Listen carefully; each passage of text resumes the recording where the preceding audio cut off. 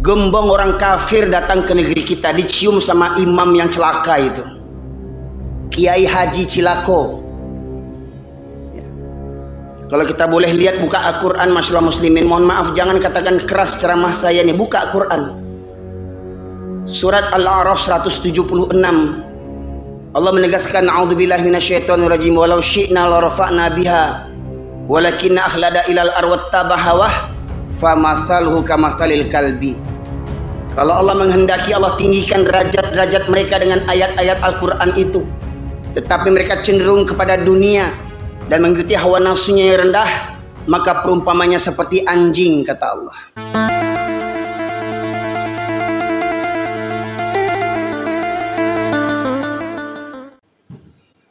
Alhamdulillah, nahmaduhu wa nasta'inuhu wa nastaghfiruh. Wa na'udzu billahi min syururi anfusina wa min sayyiati a'malina. Man yahdihillahu fala mudilla lahu wa ma yudlilhu fala hadiyalah. Asyhadu an la ilaha illallah wahdahu la syarika lah. Wa asyhadu anna Muhammadan abduhu wa rasuluhu alladzi la nabiyya ba'dah. Allahumma salli wa sallim ala nabiyyina Muhammad wa ala alihi wa sahbihi ajma'in. Qala Allah Ta'ala fil Qur'anil Karim, a'udzu billahi minasy syaithanir rajim. Ya ayyuhalladzina amanu taqullaha haqqa tuqatih wa la tamutunna illa wa antum muslimun. Amma ba'du, masyaallah muslimin, usikum wa iyaya bittaqwallahi faqad fazal muttaqun. Kama qala Allah Ta'ala, inna akramakum indallahi atqakum. Masyaallah muslimin, sidang jamaah Jumat rahimakumullah. Pada kesempatan Jumat kali ini kita akan mengupas seputar memilih pemimpin dalam pandangan Islam. Hari ini dan beberapa bulan ke depan, khususnya kita yang berada di provinsi, kota maupun kabupaten akan memilih calon pemimpin. Dan ketahuilah, sungguh Islam itu agama yang indah, agama yang hebat, yang luar biasa.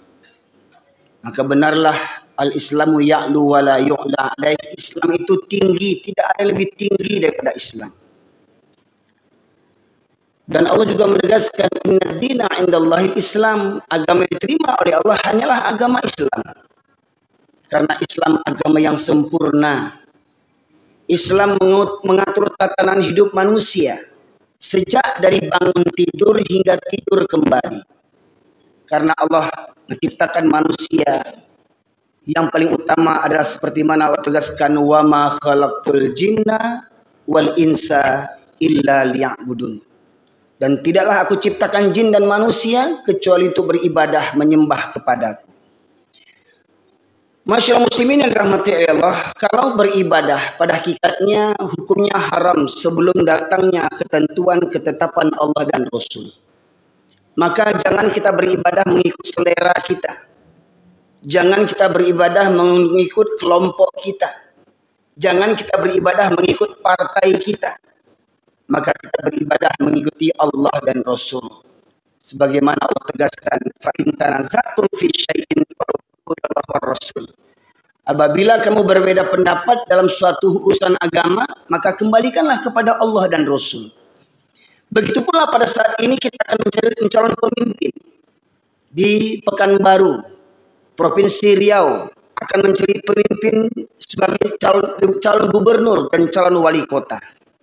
Maka ingat, kita selaku orang Islam jangan terlepas daripada Al-Quran.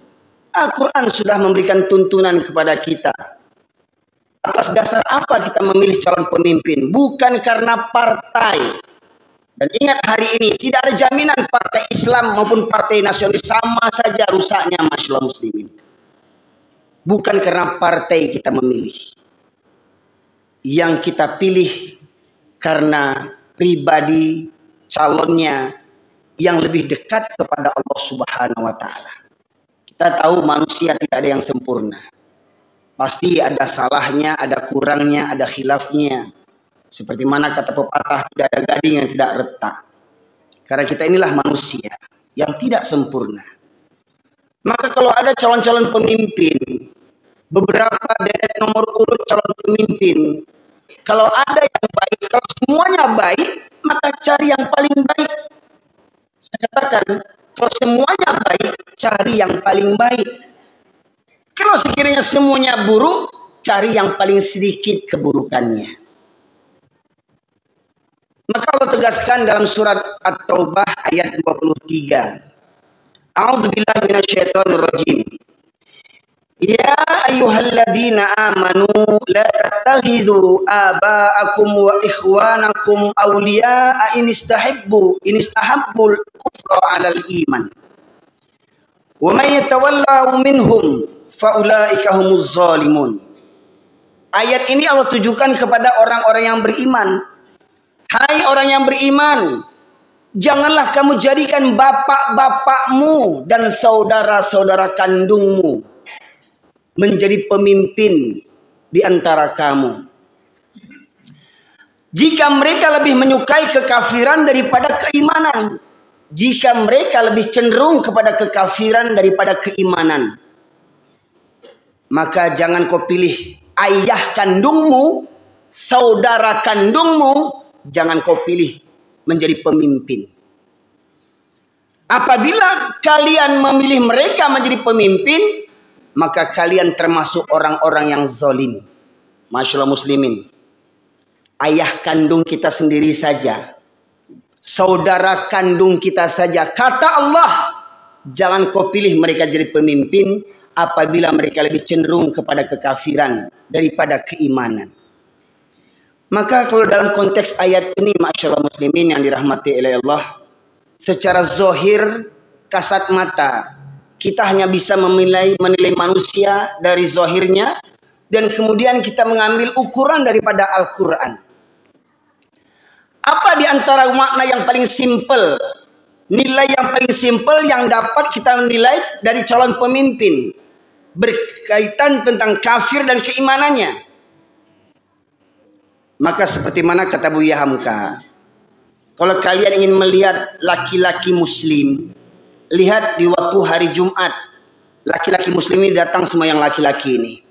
Ada yang penjudi, ada yang penzina, ada agen narkoba, ada koruptor, ada yang sholat cuma hari Jumat saja. Kalau tidak hari Jumat tidak kenal masjid, ada yang begitu. Kata Buya Hamka, KTP-nya Islam, perangainya Yahudi, ada. Masyaallah muslimin. Tetapi apabila kalian ingin melihat orang yang beriman, kata Buya Hamka, ini kata Buya Hamka, boleh dipakai boleh tidak, karena beliau bukan nabi. Tetapi setidaknya beliau ulama kita, ulama orang Minangkabau, ulama orang Sumatera, bahkan dikenal di Asia Tenggara. Kata Buya Hamka, kalau ingin mengukur siapa yang beriman, lihat di waktu sholat subuh di setiap masjid. Siapa yang sering hadir di masjid waktu subuh, itulah orang-orang beriman. Maka lihat, di antara calon-calon pemimpin itu, siapa yang sering selalu nampak di masjid di waktu subuh. Bukan hanya menjelang calon menjadi caleg saja, menjadi calon wali kota, touring dari masjid ke masjid untuk menunjukkan mukanya. Ya, lihat, tanya, ketahui di mana tinggalnya calon ini. Di tempat tinggalnya bagaimana calon ini sering tidak nampak ke masjid waktu subuh? Kalau orang kampungnya, orang tempat tinggalnya, jarang melihat dia ke surau, ke masjid waktu subuh, jangan ambil jadi pemimpin. Walau dia ayah kandung kita sendiri. Pertanyaannya, yang calon-calon sekarang ini ada ayah kita. Jadi jangan karena fanatik kelompok. Oh ini orang Minang, oh ini suku ini, oh ini orang begini, ini partai saya. Jangan fanatik karena partai. Jangan fanatik karena suku. Jangan fanatik karena hubungan darah. Kita harus fanatik hanya hubungan karena Allah Ta'ala. Iman. La ilaha illallah. Maka apabila kita memilih pemimpin berdasarkan karena dia sering membantu kita, karena dia partainya partai besar, karena pendukungnya orang-orang hebat di belakangnya, ya, orang-orang kafir banyak mendukungnya, tokoh-tokoh banyak mendukungnya, bukan itu ukuran untuk memilih pemimpin. Lihat, di antara sekian banyak calon pemimpin, siapa yang lebih sering datang ke masjid? Di waktu subuh. Itu di antara tanda-tanda orang yang beriman dan tanda-tanda calon pemimpin yang beriman. Ingat, bahkan ayah kandung kita sendiri pun, saudara kandung kita sendiri pun, jangan kita angkat jadi pemimpin kalau mereka lebih cenderung kepada kekafiran daripada keimanan. Bila kita melihat calon pemimpin ini, ketika azan berkumandang, calon-calon pemimpin sibuk kampanye, sibuk pawai, campakkan calon pemimpin itu. Calon pemimpin yang benar ketika dia sedang kampanye, sedang pawai, masuk waktu sholat, dia ajak semua anggotanya untuk sholat berjamaah. Itu calon pemimpin, salah satu calon pemimpin yang benar. Tapi kalau calon pemimpin kampanye, sibuk kampanye, datang waktu sholat, kampanye juga lagi, campakkan, benamkan pemimpin celaka itu. Nampak enggak oleh kita? Calon-calon pemimpin ketika kampanye, masuk waktu sholat, dia bawa anggotanya ke masjid untuk sholat berjamaah. Kalau ada, pilih jadi pemimpin, insya Allah. Kalau tidak, benamkan. Ya. Kita masyarakat muslimin di Indonesia ini, negeri yang mayoritas Islam terbesar di dunia. Tapi selalu saja kita dibohongi oleh pemimpin-pemimpin yang zalim. Mirisnya ada yang berkata, wajib taat kepada pemimpin walau zalim. Ini otaknya sudah sedeng orang begini ini. Sudah jelas pemimpin zalim wajib kita taati. Ini otaknya ada kerusakan. Allah menegaskan pemimpin yang bagaimana yang harus kita taati. Dalam surat An-Nisa ayat 59 Allah menegaskan, ya ayyuhalladzina amanu atiullah wa atiur rasul wa ulil amri minkum. Mari kita uraikan ayat ini. Di awal ayat Allah menyuruh, hai orang-orang yang beriman, atiullah. Sebelum nama Allah ada kata perintah atiu. Taatilah oleh kalian. Atiullah. Taatilah oleh kalian Allah. Wa atiur rasul.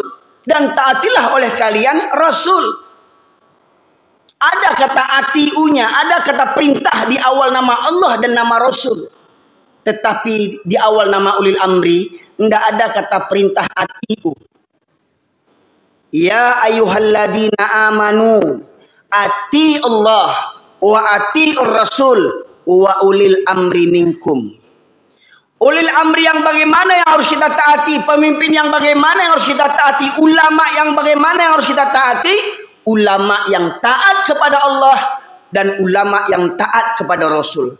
Pemimpin yang taat kepada Allah dan pemimpin yang taat kepada Rasul, angkat jadi pemimpin. Itu konsepnya. Bukan pemimpin yang beringkar kepada Allah, ingkar kepada Rasul. Kalau ada pemimpin ke depan nanti meridoi, diam, membisu ketika ada seorang wanita disuruh membuka jilbabnya, seperti kasus proklamasi RI yang ke-79 di IKN, Allah tunjukkan kezaliman pemimpin. Di mana pasukan paskibraka yang wanita muslimah ketika pengukuhan disuruh buka jilbabnya oleh pemimpin BPIP, Badan Pembina Ideologi Pancasila, yang tak Pancasila. Padahal manusia ini, ketua BPIP ini, manusia ini, makhluk satu ini, profesor doktor, tamatan pesantren, rektor UIN, rektor Universitas Islam Negeri, tapi otaknya lebih parah daripada Yahudi lagi. Dan pemimpinnya diam, membisu. Ingat dalam sejarah, ketika di masa Rasulullah, seorang wanita dilecehkan kerudungnya, ya, kerudungnya diikat oleh orang Israel, Bani Israel ketika itu diikat supaya apa? Kalau dia berdiri terlepas jilbabnya, dan itu terjadi terlepas jilbabnya, Rasulullah langsung menurunkan pasukannya untuk mengepung kampung Yahudi itu. Dikepung kampung Yahudi itu karena apa? Karena satu wanita muslimah jilbabnya dilecehkan. Dikepung kampung Yahudi itu, diminta serahkan siapa yang menghina wanita berkerudung tadi. Ternyata kaum Bani Israil itu fanatik kepada kelompoknya. Mereka diam membisu, mereka membela satu orang yang melecehkan wanita yang berkerudung. Rasulullah dan tentara Rasulullah mengepung beberapa hari. Hingga akhirnya mereka menyerah dan mereka diusir Rasulullah SAW dari negeri itu. Satu wanita yang kerudungnya dilecehkan. Kemarin 18 wanita kerudungnya dipaksa untuk dilepaskan. Dan banyak pemimpin-pemimpin diam membisu. Banyak jenderal-jenderal diam membisu. Pangkat tinggi. Kami tak ada pembelaan kepada Islam. Tak guna pangkat kau tinggi kalau kau tak bela agama Allah Subhanahu wa taala. Jenderal bintang 7 sekalipun sampai puyer kepalamu itu, tak guna pangkatmu tinggi kalau kau tak bela agama Allah Subhanahu wa taala. Negeri yang kau bela itu negeri yang menyanjung Allah dan Rasulnya, itu yang harus kau bela. Jiwa ragamu untuk negeri yang seperti begitu, bukan kepada negeri yang melecehkan agama Allah Subhanahu wa taala. Masyaallah muslimin yang dirahmati oleh Allah. Ini renungan bagi kita bersama. Kita mayoritas muslim terbesar di dunia. Sadar atau tidak hari ini kita dilecehkan. Maka benarlah yang mungkin pernah saya sampaikan, masyaallah muslimin. Rasulullah bersabda yang artinya, akan datang suatu zaman nanti kalian umat Islam akan diperebutkan, akan diperangi oleh berbagai kalangan dari musuh-musuh Islam. Dari kalangan orang kafir, orang musyrik, dan orang munafik. Orang munafik ini yang lebih parah dibandingkan orang kafir. Karena apa? Orang munafik ini KTP-nya Islam. Orang munafik ini casingnya Islam. Jenggotan, jubahan, gelarnya haji, kiai bahkan, ya. Tapi cium kepala pendeta, kan kurang ajar tuh kiai kayak begitu-begitu. Kiai penjilat, pemimpin masjid mencium kepala gembong kafir. Coba bayangkan. Allah tunjukkan betapa hinanya. Masyaallah muslimin rahmati Allah. Gembong orang kafir datang ke negeri kita, dicium sama imam yang celaka itu. Kiai Haji Cilako. Kalau kita boleh lihat, buka Al-Quran, masyaallah muslimin. Mohon maaf, jangan katakan keras ceramah saya nih. Buka Al-Quran. Surat Al-A'raf 176. Allah menegaskan, A'udzubillahi minasyaitonirrajim. Walau syi'na la rafa'na biha. Walakinna akhlada ilal arwat tabahawah. Famathalhu kamathalil kalbi. Kalau Allah menghendaki, Allah tinggikan derajat mereka dengan ayat-ayat Al-Quran itu. Tetapi mereka cenderung kepada dunia dan mengikuti hawa nafsunya yang rendah, maka perumpamannya seperti anjing, kata Allah. Kalau kita lihat dalam kitab tafsir induknya kaum muslimin, tafsir Ibnu Katsir, ataupun tafsirnya orang Minangkabau, tafsir Al-Azhar yang disusun oleh Buya Hamka, akan disebutkan di sana siapa ini maksud orang yang seperti anjing, kata Allah, yaitu para ulama yang menjual ayat-ayat Allah dengan harga yang sangat murah. Para ulama yang diberikan ilmu pengetahuan tentang Al-Quran. Bahkan para ulama yang hafiz Al-Quran. Tahu dalil, tahu hadis, tahu ilmu fikih. Tapi karena kepentingan dunia, dia abaikan aturan Allah Subhanahu wa ta'ala. Betapa murkanya Allah kepada kaum-kaum yang mengaku, yang mengatakan Allah punya anak. Bergetar bumi Allah ini, murka Allah ketika Allah disebut punya anak. Ini ada ulama anjing. Saya katakan ulama anjing yang mencium pemimpin orang kafir. Masyaallah muslimin. Dan ulama anjing seperti begini banyak yang memimpin negeri kita ini. Masyaallah muslimin. Kasar kaji saya, buka Quran. Surat Al-A'raf 176. Lihat. Masjid Istiqlal. Ramai orang-orang bernyanyi dengan busana seperti Sinterklaas, Tahu Sinterklas? Yang konon katanya malaikat atau makhluk gaib yang membagikan hadiah-hadiah Natal. Bayangkan suasana Masjid Istiqlal hampir seperti gereja, masyaallah muslimin. Betapa banyak ulama-ulama bermental anjing di zaman ini. Maka jangan kita fanatik, oh ulama itu gelarnya profesor, doktor dan segala macamnya. Nggak ada jaminan. Allah tunjukkan siapa yang benar dan siapa yang salah.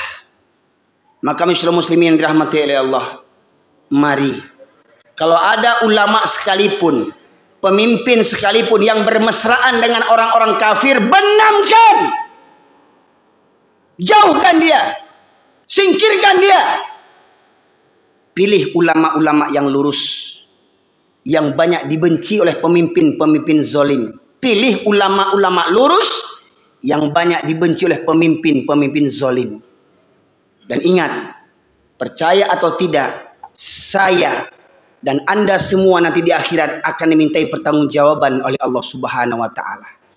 Kita akan dimintai pertanggungjawaban oleh Allah Subhanahu wa taala. Karena apa engkau memilih pemimpin itu? Karena apa kau memilih si A, si B, si C? Karena apa kau memilih? Kalau hanya karena partai, kau tunggu kecelakaan kau, partai-partai. Kalau hanya karena partai kau memilih, maka benar nanti di akhirat kau bersama partai-partai celaka itu, masyaallah muslimin. Maka pilih pemimpin hanya karena imannya kepada Allah Subhanahu wa taala. Cari tahu bagaimana profilnya. Cari tahu bagaimana calon pemimpin itu. Cari tahu bagaimana selama dia menjadi pemimpin, mungkin selama jadi tokoh masyarakat, orang akan dengar bagaimana tipikalnya, bagaimana pribadinya. Maka apabila pribadinya lebih dekat kepada ketaatan kepada Allah, maka pilih mereka jadi pemimpin. Dan ingat para pemimpin, jangan kau dustai rakyat ini. Kau boleh menzolimi rakyat, kau boleh menustai rakyat, kau lebih taat kepada pemodal pemilumu. Ketahuilah, kau pun akan mampus nanti, hai pemimpin celaka. Kau pun akan mampus nanti. Pemimpin-pemimpin zalim, pemimpin-pemimpin pembohong. Dulu di masa sahabat, Abu Bakar radhiyallahu anhu, orang yang nomor 2 yang imannya tak diragukan setelah Rasulullah. Ketika Rasulullah meninggal dunia, dipilih, diangkat beliau secara aklamasi. Semua sepakat memilih beliau jadi pemimpin. Bukannya Abu Bakar bangga, bukan dia tersenyum, bukan dia syukuran macam pemimpin hari ini, syukuran jadi pemimpin. Abu Bakar menangis takut. Abu Bakar radhiyallahu anhu menangis takut karena apa? Besarnya amanah pertanggungjawaban di hadapan Allah Subhanahu wa taala. Tapi pemimpin celaka hari ini banyak syukuran ketika terpilih jadi pemimpin. Syukuran dia, nggak tahu dia hisab yang nanti berat di akhirat Allah dari Allah Subhanahu wa taala. Maka inilah zaman fitnah. Orang berlomba-lomba jadi pemimpin, padahal tidak pantas dia jadi pemimpin.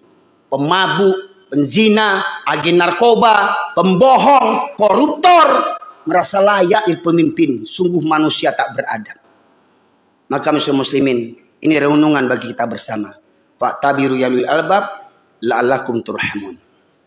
Allahumma salli wa sallim wajdi wa an'im wa tafaddal wa barik bijalalika wa kamalika ala sayyidi ubbadik Abi Qasim sayyidina wa maulana Muhammad salli wa sallim radiyallahu tabaraka wa ta'ala an kulli sahabati rasulillahi alaihim ajma'in.